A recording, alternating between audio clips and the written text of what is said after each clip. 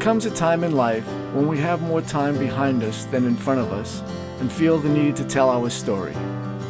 Tell why we did the things we did, reflect on what we did right or wrong, and what we might have done differently. The time has come for me. I was not famous nor infamous, not rich or poor.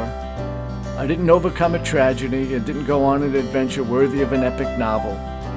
I tell my story only to tell the world I was here.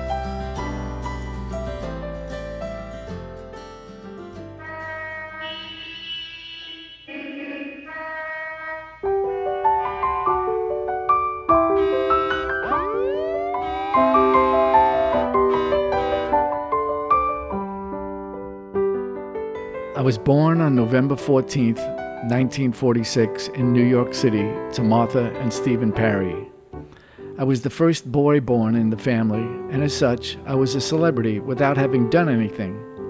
I was one of millions of other baby boomers, the term that would be used to label my generation. We would be the generation of rock and roll, anti-war rallies, civil rights demonstrations, moon landings, hippies, long hair, the Beatles, and Woodstock. It was a good time to be born.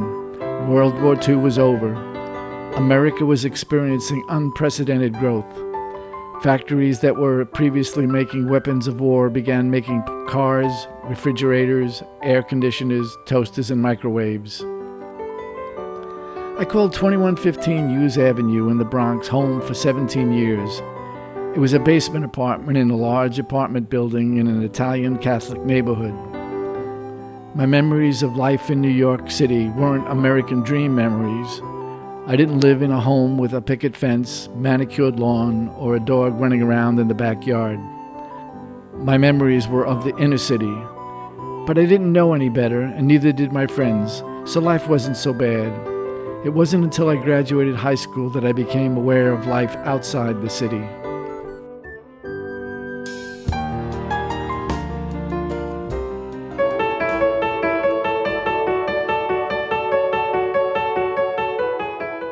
My sister Joanne was born 2 years before me, and my sister Alona, who preferred to be called Lonnie, was born 7 years after me. Later in life, I would have little in common with Joanne. We seemed to be from two different generations despite our closeness in age. Lonnie and I also had little in common. After all, I was a boy with different interests. However, much later in life, Lonnie and I would become very close despite the distances that separated us as I moved about the country.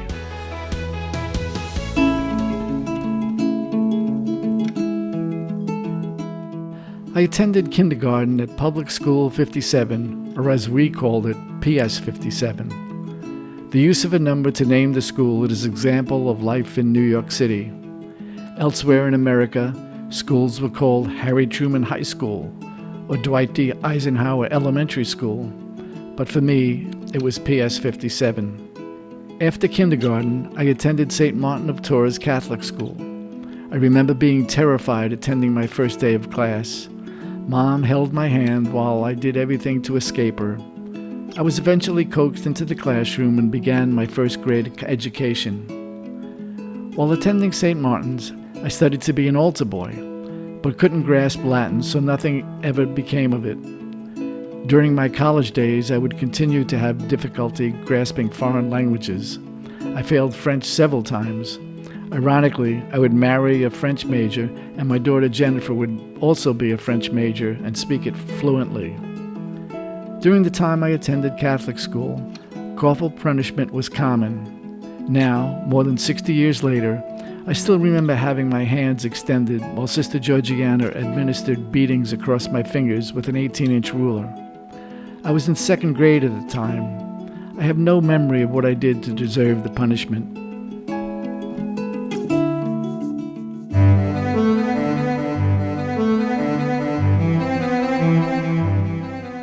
Mom was the head of the household in many ways.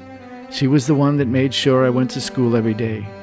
She was the one that made sure my homework was done, read me stories, and tucked me into bed each night.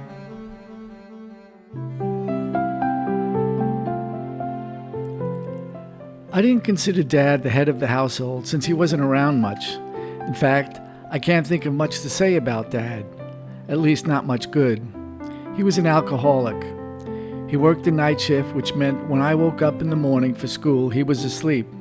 When I got home from school, he had left for work, and when I went to bed, he was at work, although I would learn later in life that he sometimes would leave the house during the day and give the illusion he's at work, but would actually go to some unknown place to drink. Life with Dad on weekends wasn't any better. I rarely saw him as he had a second job working repairing used cars. On days that I was off from school and Mom was at work, Dad took me to the used car lot. It was his version of babysitting. Dad grew up in a time when corporal punishment, spankings, and beatings was a common rearing practice for children, and I got my share of corporal punishment. If I stepped out of line, it wasn't long before he took off his belt and I became the object of his anger. I don't recall what I did to deserve his punishment. I remember asking my mother when I was an adult if I was a bad kid. She said she didn't remember. I know I wasn't an angel. I remember fights with my sisters, but nothing that warranted Dad's physical abuse. In one beating, my father got home from work in the middle of the night, as he normally did, and beat the hell out of me. I do remember disobeying my mother a few times. I was told to go to bed and then snuck out to play after dinner. The only advantage of living in a basement apartment was it let me escape through the bedroom window. If I had done something wrong during the day, I remember my mom telling me, "Just wait until your father comes home." I'd lay in bed that night, terrified, waiting for Dad to come home. I don't recall how often I was punished, but one beating from my father was enough to scar my memory of him. Now, as an adult with children myself, I believe I've been a good father and provider, although it is not for me to say. I'll leave that for them to say how well I did. Mom didn't see much of Dad either. I remember Mom typing on a loud typewriter as I lay in bed each night. She would update Dad with what happened during the day. I also remember my parents arguing in the middle of the night when Dad got home from his night shift while I listened through paper-thin walls. Even now, in my old age, I have a fear of starting a discussion late at night that may lead to an argument and a sleepless night. Later in life, as an adult with my own family, Dad and I enjoyed each other's company when he and Mom would visit us during summers in Illinois. My relationship with Dad wasn't close, but we had a few things in common, such as amateur radio, which gave us an opportunity to bond. But looking back all these years later, I still find it hard to overlook his deficiencies as a father and husband.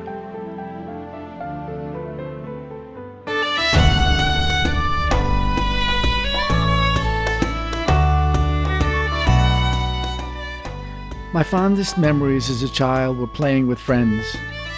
In my neighborhood, we didn't play baseball or football, certainly not on pristine grass-covered playing fields. Where I lived, we played in the streets. We played stickball, kick the can, and hide-and-go-seek. Our brand of hide-and-go-seek was hiding behind garbage cans or under parked cars. We didn't have many playgrounds, but found plenty to entertain us in the streets. And if not, the roofs of buildings and fire escapes gave us opportunities to play. One day, while using a low-hanging fire escape ladder as a makeshift jungle gym, I lost my grip and fell, breaking my arm.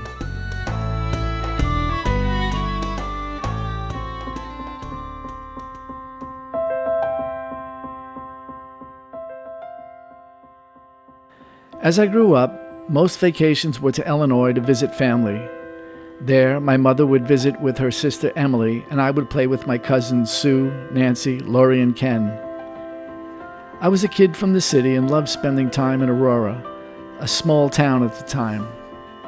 I can remember only 2 non-family related vacations, one to the Northeast with stops in Connecticut and New Hampshire, the other a trip to Florida. The big treat was staying in a hotel with a swimming pool, but that rarely happened.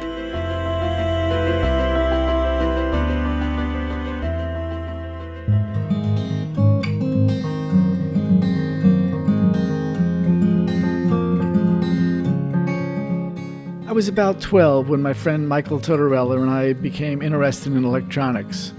We would build crystal radios and use them to listen to New York City radio stations.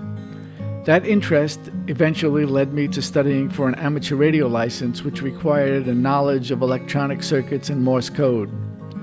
We would study theory and practice Morse code in preparation for a trip downtown to the Federal Communications Commission building to take the exams. My first call sign was WN2BIJ, which later became WB2BIJ when I passed other exams.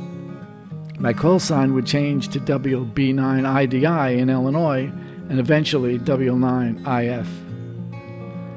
I had several jobs growing up. The first was as a newspaper boy. After school, I would walk to a local storefront and pick up a stack of newspapers for delivery. Newspaper delivery in New York was not like newspaper delivery in the suburbs. I didn't ride a bike down a Norman Rockwell tree-lined street, throwing newspapers onto manicured lawns chased by dogs. I carried a stack of newspapers up and down filthy, smelly, dark tenement building stairs, leaving the newspaper on doorsteps. I also had a job working on a golf course, picking up golf balls after players hit them to warm up before a game. This last job lasted just a few weeks. I spent more time waiting for an opportunity to work than working. My big break was working in the Bronx Zoo concession stand selling popcorn and peanuts to visitors, which I did for 3 summers. Each day I would arrive in the shipping and receiving yard in a remote area of the zoo with dozens of other teenagers hoping to be picked to work. If it rained or it was cold, management knew there would be no need to hire a lot of workers. Now, more than a half century later, I still remember Mr. Sorensen overlooking a crowd of teenagers anxious to work. I would stand hoping he would pick me so I could make 95 cents an hour. In 1963, we moved 1 block to 655 East 181st Street. It was a big change moving from the basement to the 13th floor. For the first time in my life, I saw daylight looking out the window. A year later, in July of 1964, we moved to 1041 Pugsley Avenue. It would be my last address before leaving home.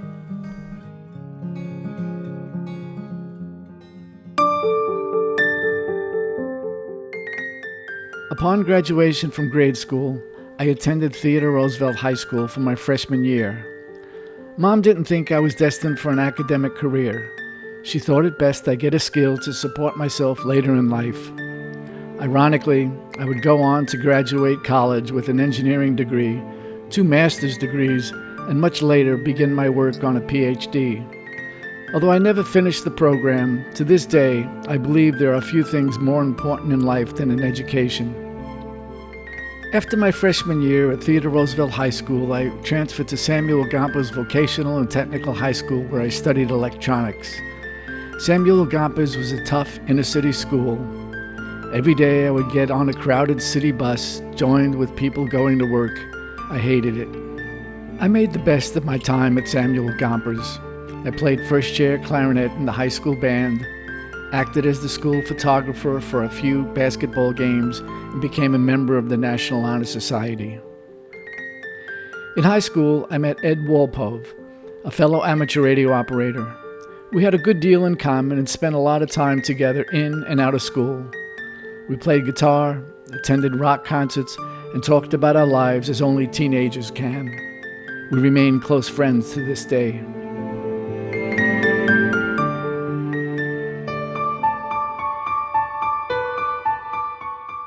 Upon graduation from high school, I attended the New York Institute of Technology. The school was located in a downtown high-rise building.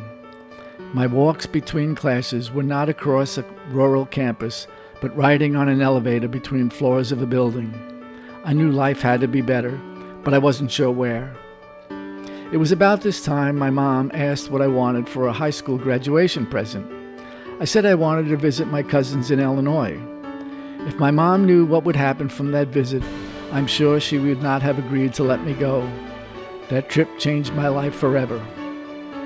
During the trip, I visited my cousin Sue, who was attending Northern Illinois University in DeKalb, Illinois. She took me on a tour of the campus. It was the first time I had seen a large college campus with grass, trees, clean sidewalks, students walking across campus, fraternity houses, and signs announcing music concerts and denouncing the Vietnam War. I didn't know it at the time, but more than a decade later, I would return to Northern Illinois University to complete a master's degree. Perhaps more ironic is my wife Sharon also attended Northern Illinois University for a master's degree. In 1978, we would graduate together. It was one of the best days of my life. Upon returning from my Illinois trip to see my cousins, I began applying to every out-of-state school I could think of. I would go anywhere to get out of New York City. I applied to the University of Ohio, the University of Wisconsin, and a dozen more. Unlike the previous year, when my mother had to force me to apply for college, this time I was fully motivated. I would do anything to escape the city. My efforts were rewarded when I got an acceptance letter from the University of Illinois. My trip to see my cousins would change my life. I was going to start a new chapter in my life, and it would be in Illinois.